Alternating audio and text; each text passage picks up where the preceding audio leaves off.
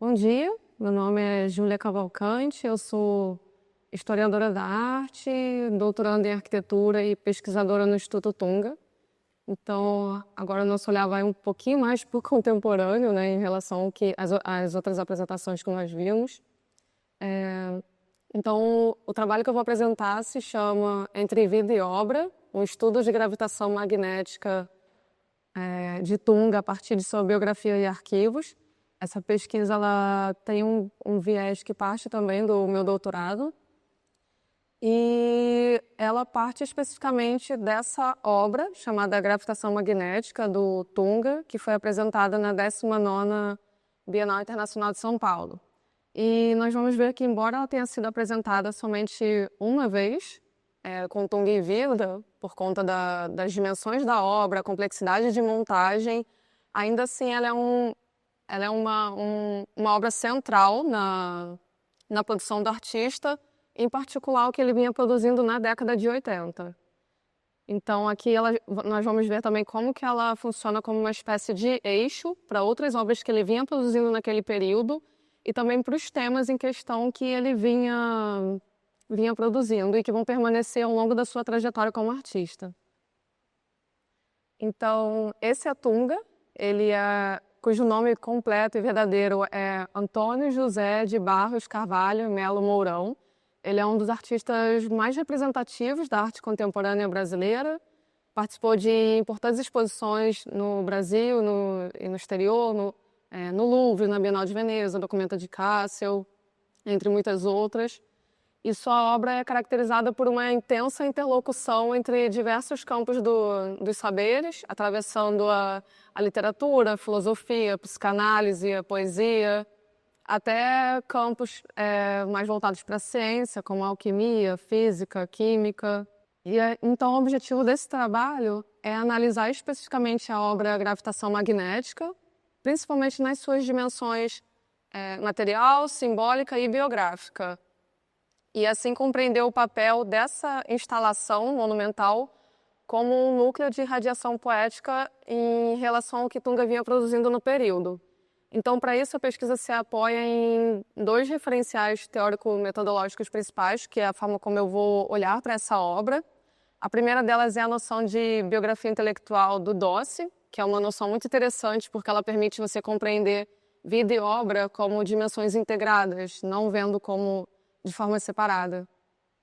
E também a noção de biografema do Barthes, que destaca justamente esses fragmentos significativos de uma trajetória. Então, como que pequenos traços vão revelar a relação entre a criação e a vida desse indivíduo que cria. Então, esses conceitos orientaram a forma como eu olhei para a gravitação magnética.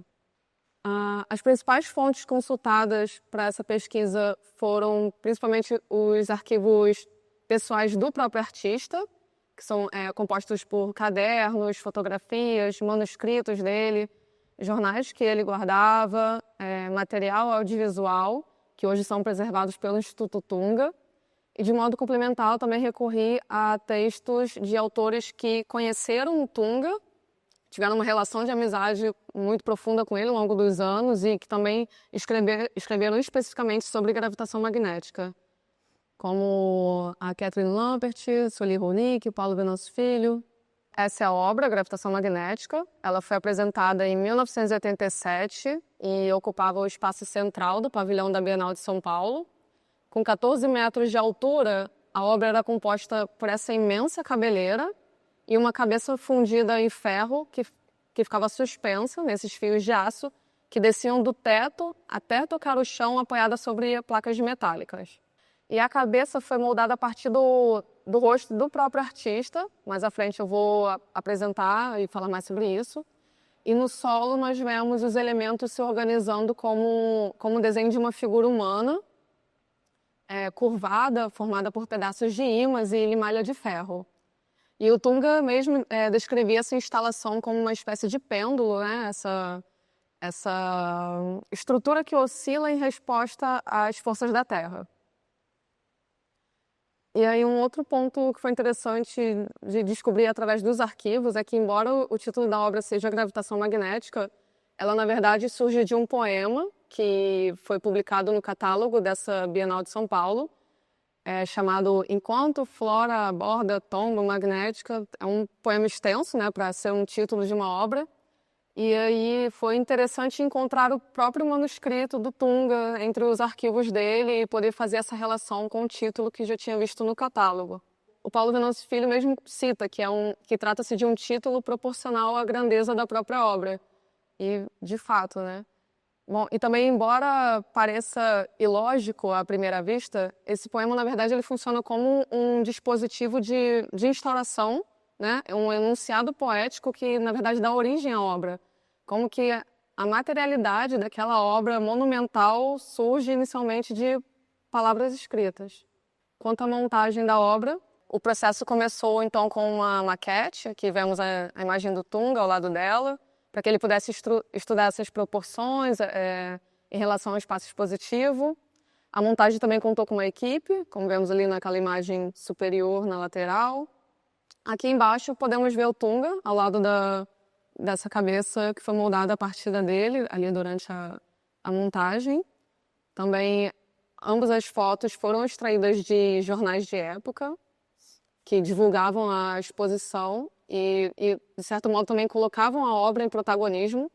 E também, em relação à obra, é possível destacar a relação dela com os desenhos que o Tunga vinha fazendo naquele período. Nessa reportagem do Globo, por exemplo, nós podemos observar como a obra vai se apresentar de formas distintas de acordo com o ponto de vista que se coloca.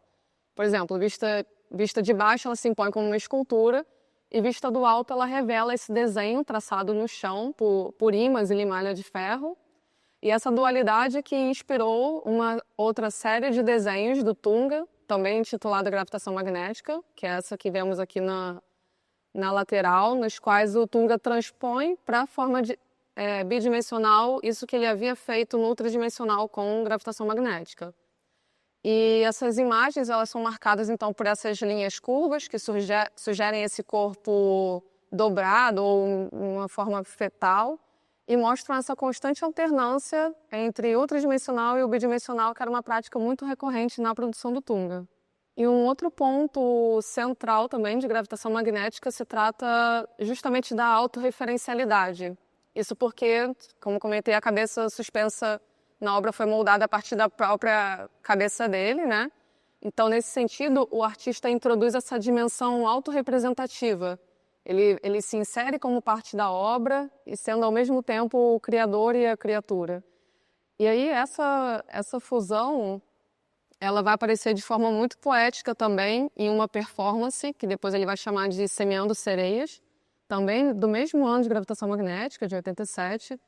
E essa performance deu origem a uma série de fotografias, que é essa que a gente vê aqui centralizada no slide. E nessa série de fotografias ele segura sua própria cabeça e lança ao mar, sustentada por essa longa cabeleira, que faz referência à gravitação magnética, nesse gesto circular. E essa performance também deu origem a um vídeo que foi dirigido pela artista Sheila Walkley, que também foi uma grande amiga dele. E aí é interessante ver esses desdobramentos de gravitação magnética nessas várias linguagens, né? Como que o filme, por exemplo, reforça essa continuidade e reverberação de gravitação magnética em vídeo, performance, fotografia. Então, é como se uma obra se desdobrasse muito para além dela, mas continuasse ali no universo do artista. Um outro ponto também, seguindo essa lógica de desdobramentos da gravitação magnética, um outro aspecto essencial da obra está nos próprios materiais que ele utilizava e o conceito de magnetismo implícito no próprio título. O Tunga, ele já utilizava ferro, chumbo, ímãs e outras obras que ele vinha fazendo anteriores à gravitação magnética. Aqui nesse slide nós vemos o exemplo de algumas dessas obras, como prótese, revelantinomia, a trança e o tacape, que são muito característicos ao Tunga, o toro, a biju de Madame Sade, são esse osso e ferro retorcido sobre si mesmo, o toro também, que é essa figura fechada em si mesma. Então, esses materiais, eles não foram escolhidos por Tunga somente pela sua aparência, né? Mas também por essas propriedades que são tanto físicas quanto simbólicas para o que ele buscava. E aí, especialmente o ímã, que representa justamente essa força de atração e união. Então, na poética do Tunga, o magnetismo ultrapassa esse campo da física e se torna um princípio conceitual, essa metáfora de atração entre os corpos, entre as próprias obras, entre os materiais. E assim, a gravitação magnética, a instalação em si, ela de fato acaba funcionando como um núcleo de energia capaz de atrair todas essas outras obras que ele vinha fazendo nesse período, e aí tanto por afinidade material quanto conceitual, e também simbólica. E uma espécie de prova disso é que nessa mesma Bienal de São Paulo, em que gravitação magnética foi exposta, essas obras que eu acabei de apresentar foram também expostas em um outro espaço da Bienal. Então aqui nós vemos o tacape, a trança, e aí elas foram dispostas nessa grande parede. E essas peças vão revelando mesmo como que gravitação magnética atua como esse centro de gravidade conceitual e simbólico em torno do qual outras obras orbitam, por exemplo, como essas. Então, indo para as considerações finais, nós podemos dizer que gravitação magnética permite compreender não apenas a dimensão material e simbólica da obra, mas também o modo como ela vai condensar e irradiar os princípios poéticos que estruturam a poética do Tunga naquele período, na década de 80. E ao investigar a sua origem, montagem e os desdobramentos em outras linguagens de outras obras que ele vinha fazendo, como o desenho, a performance, a fotografia, o vídeo, nós percebemos como a instalação funciona como esse eixo de atração ali no universo criativo do artista. E aí o magnetismo, então, ele ultrapassa esse domínio físico e assume um sentido conceitual, se manifestando como essa força agregadora. E esse olhar para os arquivos pessoais do próprio artista foi fundamental também na análise de gravitação magnética, por poder facilitar a compreensão dessa trajetória da própria obra, porque ela só foi apresentada uma vez, então tudo que foi possível extrair dela foi a partir dos arquivos. E também essa abordagem biográfica, muito inspirada no Doss, no Barthes, que permite compreender gravitação como uma obra inseparável da vida do Tunga, assim como as demais obras que orbitam em torno dela e que também estão relacionadas ao que ele vinha fazendo. E, sobretudo, quando observamos esse viés autorreferencial que comentei, quando o artista se integra como parte viva da sua própria produção. Então, essas foram as referências bibliográficas. Muito obrigada.